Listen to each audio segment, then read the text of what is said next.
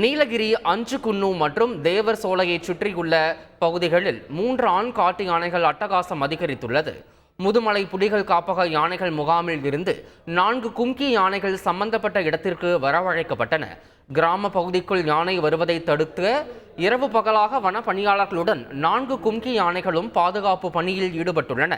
இருப்பினும் காட்டு யானைகள் ஊருக்குள் புகுந்து விடுவதால் அடுத்த கட்டமாக ட்ரோன் கேமராவை இயக்கி 24 மணி நேரமும் தீவிரமாக கண்காணித்து வருகின்றனர்.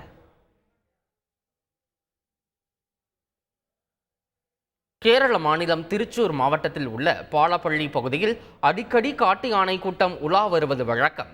இந்த நிலையில் 10க்கும் மேற்பட்ட காட்டு யானைகள் அப்பகுதியில் உள்ள தோட்டத்தில் வரிசையாக அணிவகுத்து சென்றன. இது தொடர்பான வீடியோ அப்பகுதியில் உள்ள ஒருவரால் எடுக்கப்பட்டு சமூக வலைதளங்களில் பகிரப்பட்டு வருகிறது.